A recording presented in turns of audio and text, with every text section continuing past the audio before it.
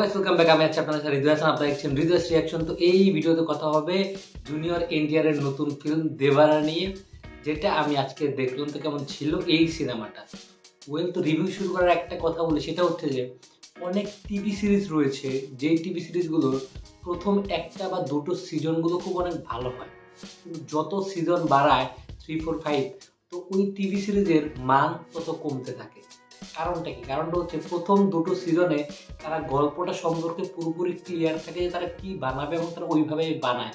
আর যখনই তারা গল্পটাকে এক্সপ্যান্ড করে 3, 4, 5 সিজন আনে, তখন তারা মূলত গল্পটা আবার নতুন করে লিখতে শুরু করে।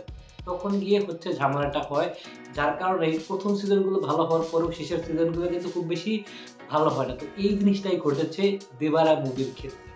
তো এই সিনেমার পজিটিভ দিক কি, নেগেটিভ দিক?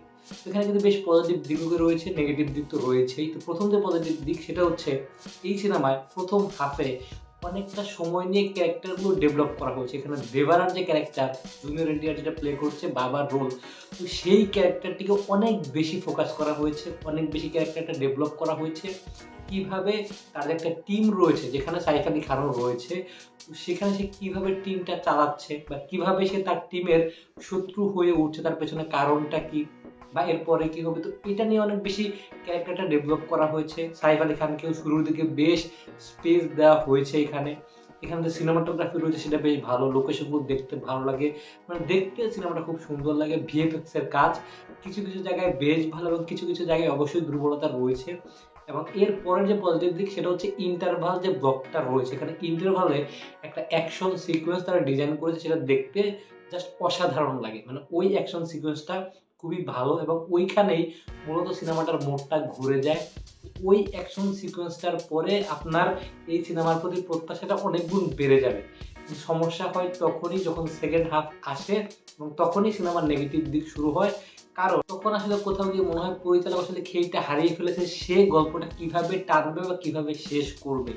এখানে সেকেন্ড হাফের কিছুক্ষণ পর কিছু টুইস্ট আসে, যেগুলো একদমই ওয়ার্ক করে না।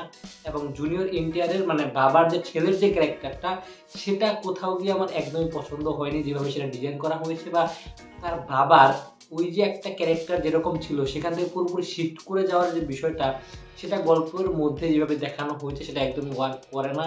জাহ্নবী কাপুরের যে ক্যারেক্টারটা রয়েছে তার স্পেস খুবই কম, না থাকলেও চলতো, বিষয়টা এরকম। এবং আপনার কোথাও গিয়ে মনে হবে যে এই গল্পটা একটা পার্টে খুব সুন্দরভাবে শেষ করা যেত এবং সেটা অনেক ভালো হতো।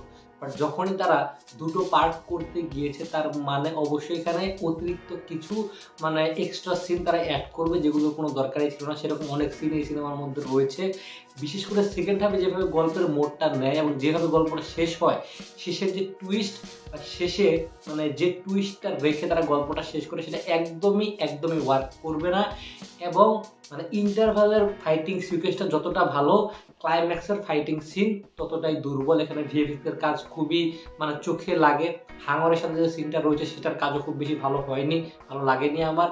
আন্ডার ওয়াটার যে সিকোয়েন্সগুলো রয়েছে সেগুলো দেখতেও বেশ চোখে লাগে, ভিএফএক্স এর কাজ খুব একটা ভালো নয়। তাছাড়া এখানে মানে শুরু থেকে মোটামুটি শেষ পর্যন্ত জাহাজের মধ্যে তারা গিয়ে ডাকাতি করে, ওই যে সিকোয়েন্সটা তারা যেভাবে ডিজাইন করেছে, যেভাবে তারা জাহাজের মধ্যে যায় বা যেভাবে তারা ডাকাতিগুলো করে এবং সেগুলো যেভাবে নিয়ে যায়, ওই জিনিসগুলো দেখতে একদমই বিশ্বাসযোগ্য মনে হয় না, কোথাও গিয়ে কার্টুনিস্ট লাগে। তো এগুলো বেশ চোখে পড়ার মতো।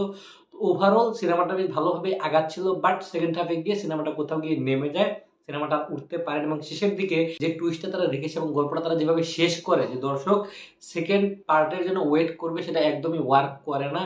কোথাও গিয়ে আপনার বাহুবলীর কথা মনে হবে, বাট সেরকম ফিল আপনি পাবেন না। ইমোশন মানে একদমই ওয়ার্ক করে না এই সিনেমায়। আপনারা যারা সিনেমাটি দেখেছেন তাদের কাছে কেমন লেগেছে সেটা অবশ্যই কমেন্ট বক্সে জানাবেন। ভিডিওটা ভালো লাগলে লাইক কমেন্ট সাবস্ক্রাইব করতে ভুলবেন না। দেখা হচ্ছে নেক্সট ভিডিওতে। Take care.